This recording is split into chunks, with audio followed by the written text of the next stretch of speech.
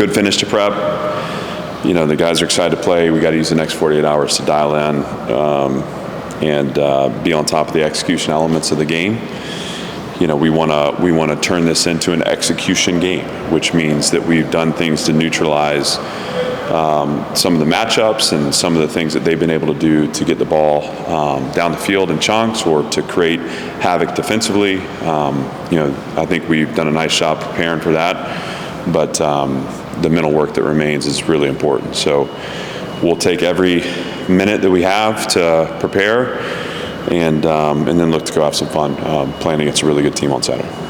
Everyone talks about their offense. Do you think the defense has changed with the change in coaching staff, or is it mostly the same? I don't know. No, it's changed. I mean, not to go into specifics, I think they've evolved even as the year's gone. I think similar to what we saw from their offense, they held on to some things or through the bye week added to their package a little bit to become a little more aggressive and to show a few more pressure looks that they run effectively. But at the end of the day, you have a fast and physical unit that is well coached, and they make space really hard to come by. So the challenge is, how do you stay on schedule, and how do you accumulate snaps? And if you can accumulate snaps, you can get to your shot plays.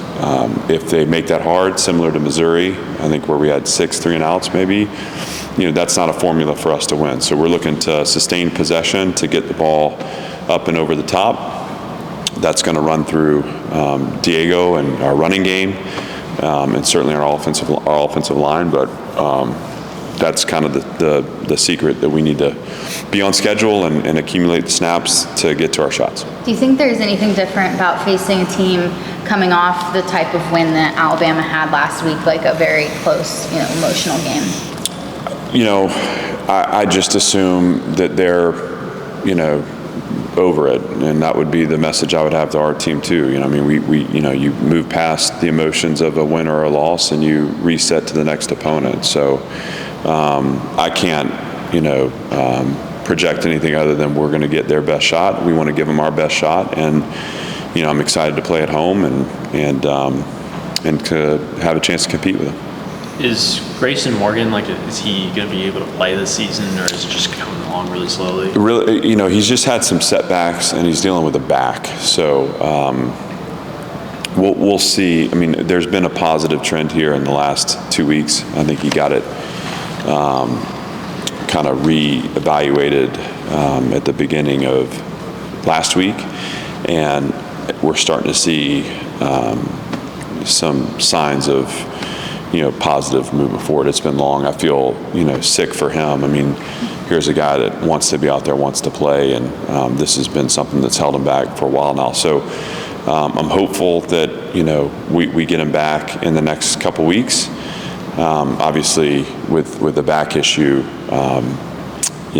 there's always you have to be cautious, and you also have to understand there can be setbacks. This is something that may not fully heal until we have time to be away from the game a little bit. But excited that he's feeling a little better, and hopeful that he comes back in the next couple weeks.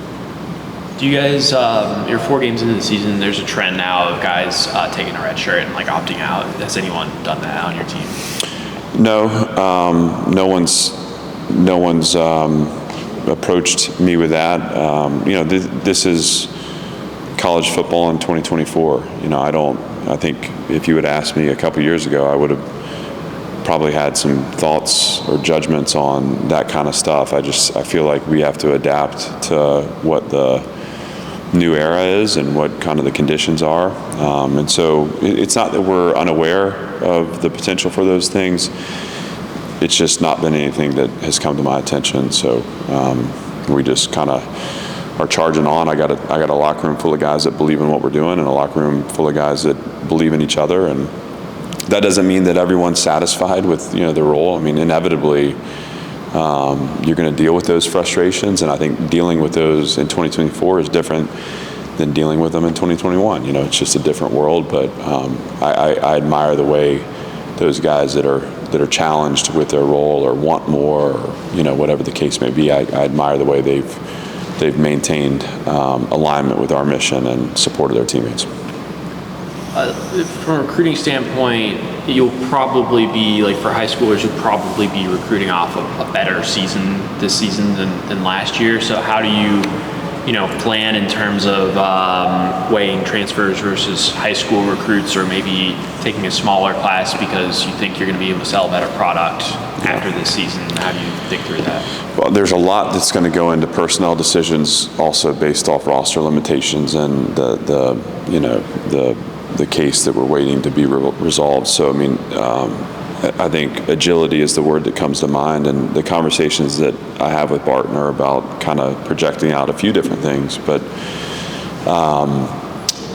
what we want to do is build the strongest team we can build for the 2025 season without losing the perspective of the fact that many of the guys that are playing for us now were in our program 2 years ago and needed time to develop. So we don't abandon the idea that if the physical tools are there and we believe in the mental makeup, there's a real strategy to growing someone in your systems over 2-3 years. This is the first year we've participated in the transfer portal, and I think on the whole this has been a very positive experience for our program. And part of that again is our having the ability with NIL resources to take part in that. What we hope is that those resources continue to enhance, that we have another off season like we had last year, and that we feel really good about the team, both that we retain, which that's an important part of the NIL world too, but also that we're enhancing it, and then we're keeping the long-term vision for success, which means we're going to need to have some high school players involved in that as well. So a little less high school focused than we've been, by nature of the fact that, we're now able to get in the transfer portal and that we've had a positive experience that way. I asked you about this before, but I'm going to ask again now that the fourth game has passed.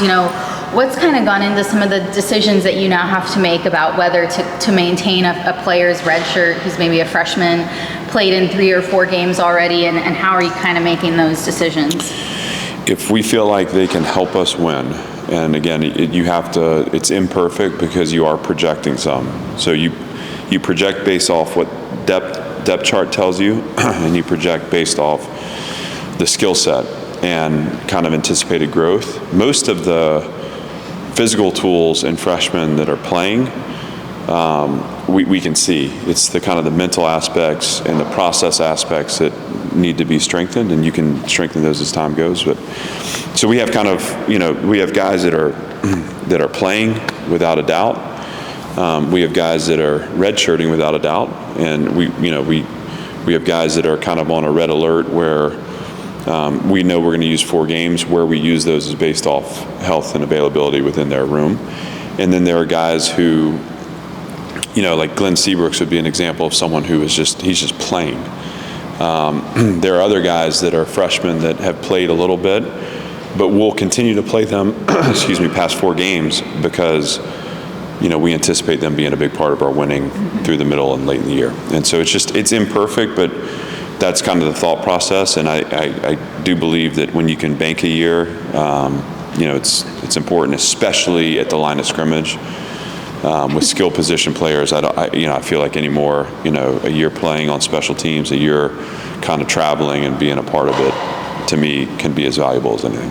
Yeah, and then, go ahead. yeah. Also, on the topic of red shirts, now that you see some people who are choosing to kind of opt out in the middle of the season, does that make you more inclined to redshirt a freshman so that they can't then, leave mid-season later in their career?